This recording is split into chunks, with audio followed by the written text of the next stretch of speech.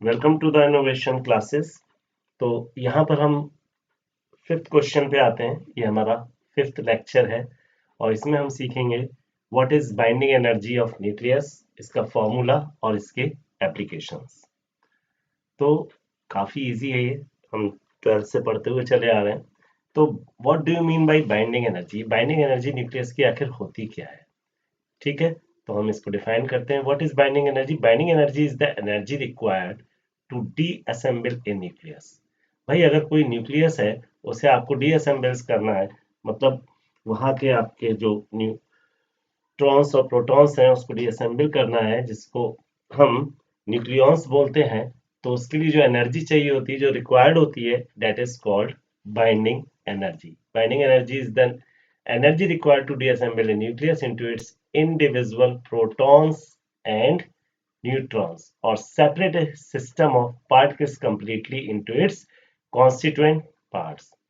It is measure of the stability of the nucleus. भाई ये nucleus की stability भी बताता है and arise due to the strong nuclear force that binds nucleons together.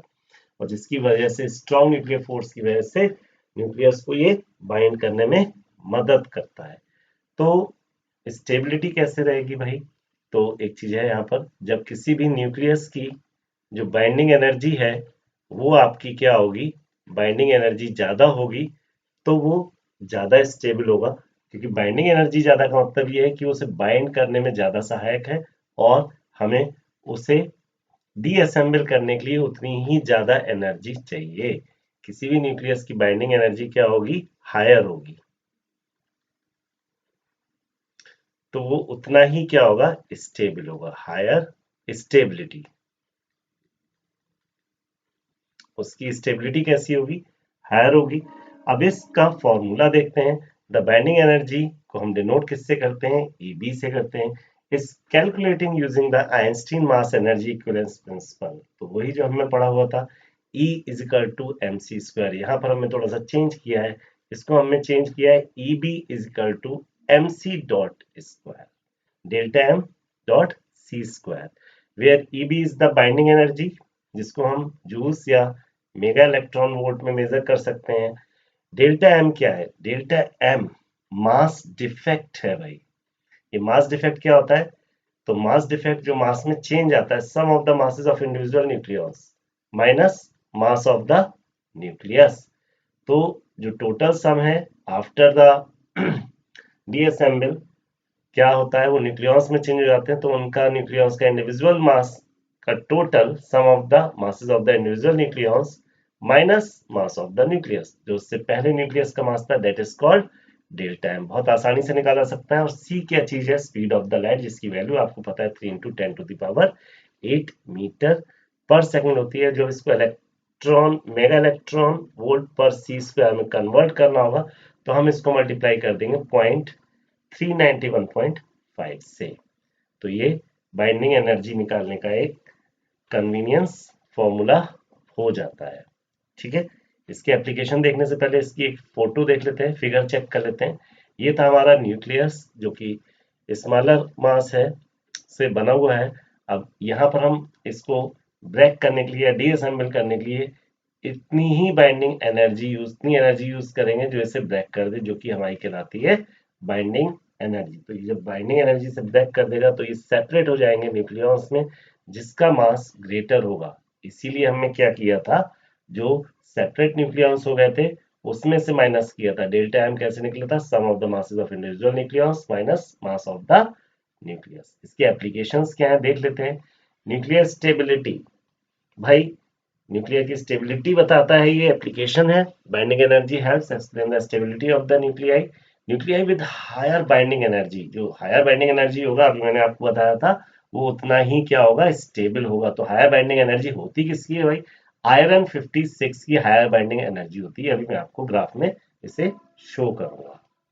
Nuclear fission और nuclear fusion क्या होता है, ये तो बहुत ही इजी है, आपने पढ़ चुके हैं न्यूक्लियर फिजन।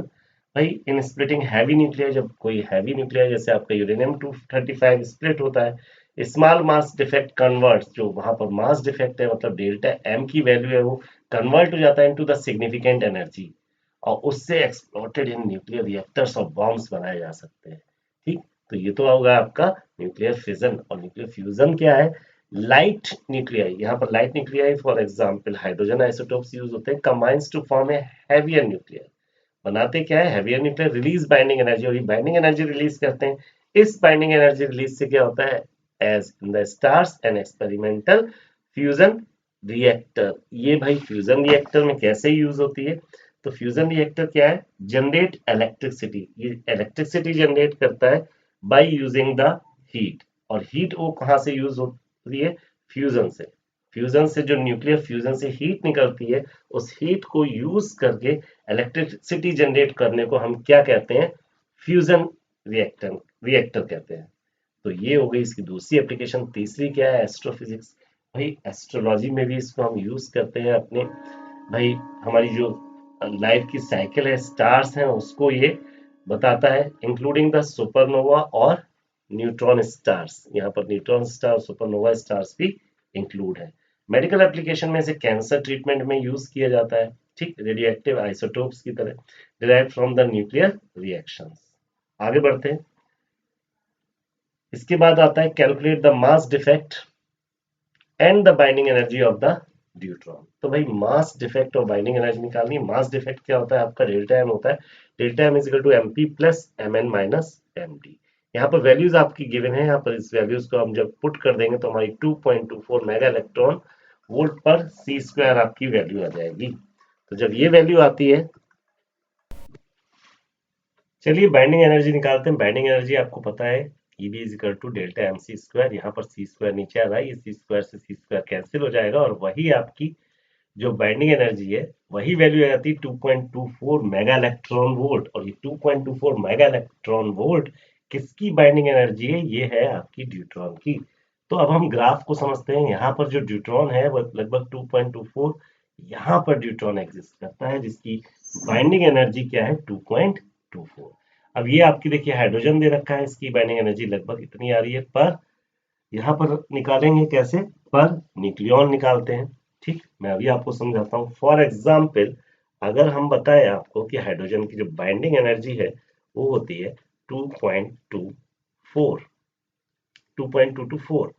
तो अगर हमें इसकी बाइंडिंग एनर्जी निकालनी है तो binding energy is equal to होता है किसकी? हाइड्रोजन की बाइंडिंग एनर्जी पर न्यूक्लियॉन निकालनी है तो क्या होगा? बाइंडिंग एनर्जी अपॉन हाइड्रोजन का एटॉमिक मास।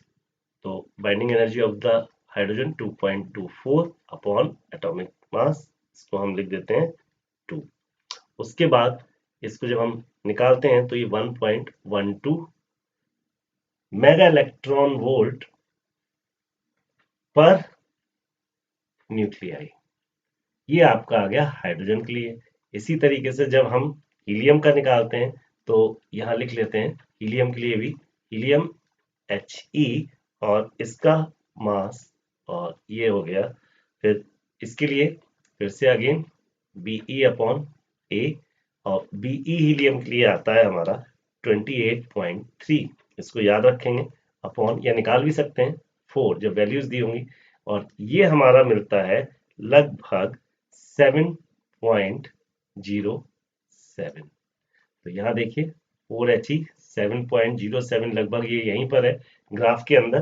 तो इसी तरीके से अगर हम ऑक्सीजन की निकालते हैं, यहाँ पर हो गया 16, और 16 के बाद यहाँ नीचे 8, Be अपॉन A फॉर्मूला लगा दिया। Be इसके लिए आता है आपका ऑक्सीजन के लिए 127.62 अपॉन आप 16 करेंगे तो ये लगभग आएगा आपका 8 पॉइंट समथिंग पर न्यूक्लियॉन। तो ऑक्सीजन को जब हम देख रहे हैं तो ये देखिए 8 के ही पास आ रहा है, लगभग 8 पॉइंट समथिंग। और इस तरीके से हम ये ग्राफ ड्रॉ कर लेंगे जो कि है हमारा मास नंबर और बाइंडिंग एनर्जी के बीच। अब सबसे इंपॉर्टेंट बात क्या आती है? यहाँ पर सबसे इंपॉर्टेंट बात ये आती है, जो हमने एक पॉइंट पढ़ा था, वो पॉइंट था न्यूक्लियर स्टेबिलिटी। जो न्यूक्लियर स्टेबल होगा जिसकी बाइंडिंग एनर्जी सबसे ज्यादा होगी।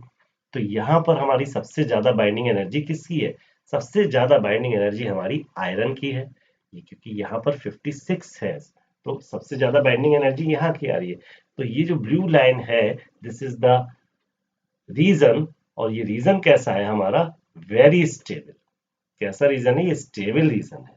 और इस साइड हमारा क्या हो रहा है, फ्यूजन हो रहा है, इस साइड क्या हो रहा है, हमारा फिजन हो रहा है, ठीक। और ये हमारा मोस्ट स्टेबल न्यूक्लियाई है। तो इस तरीके से हमने देखा, एक बार इसे रिवाइज कर लेते हैं। भाई बहुत सिंपल है, बाइंडिंग एनर्जी क्या होती है न्यूक्लियस की। Binding energy is the energy required to disassemble the nucleus, ठीक। अगर हायर बाइंडिंग एनर्जी है तो वो इसका मतलब स्टेबल है न्यूक्लियस, स्टेबिलिटी उसकी बहुत ज्यादा है, जैसा कि हमने अभी आयरन के केस में देखा था।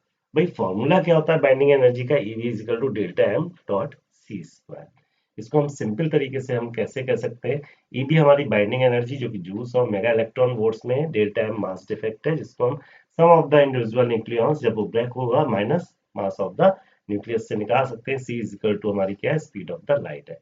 इसको हमें इजी करना है तो इसको हम इजी ऐसे बना सकते हैं, delta M U dot 9315.5 mega electron volt per C square. भाई इसकी एप्लीकेशन न्यूक्लियर स्टेबिलिटी में है, क्योंकि आयरन 56 है, न्यूक्लियर फिजन और न्यूक्लियर फ्यूजन में। न्यूक्लियर फिजन मैंने बताया आपको इन स्प्लिटिंग हैवी न्यूक्लियाई। भाई जैसे यूरेनियम स्प्लिट हो रहा है तो उसका जो स्मॉल मास डिफेक्ट होता है वो कन्वर्ट हो जाता है किसमें, बहुत सारी एनर्जी में, जिसको हम न्यूक्लियर रिएक्टर या बॉम्ब्स की तरह यूज करते हैं। फ्यूजन क्या होता है भाई, लाइट न्यूक्लियाई हैं जैसे हाइड्रोजन है, उनको कंबाइन करके एक हैवियर न्यूक्लियर बनाते हैं, तो ये भी कुछ एनर्जी रिलीज करते हैं, जबकि as in stars an experimental fusion reactor. Fusion reactor के बारे में मैं आपको बता चुका हूँ कि जब न्यूक्लियर फ्यूजन होता है तो उससे जो हीट प्रोड्यूस होती है, उससे जब हम इलेक्ट्रिसिटी बनाते हैं, that is called fusion reactor. एसोट्रॉपिक्स फिजिक्स, तो एस्ट्रोफिजिक्स में इसकी कैसे यूज होता है, एस्ट्रोफिजिक्स में भी हम इसे लाइफ साइकिल हमें बताती है स्टार्स के, इंक्लूडिंग द सुपरनोवा और न्यूट्रॉन स्टार्स। मेडिकल एप्लीकेशन में से कैंसर ट्रीटमेंट में यूज किया जाता है, क्योंकि रेडियो एक्टिव आइसोटोप्स ड्राइव्ड होते हैं न्यूक्लियर रिएक्शन से।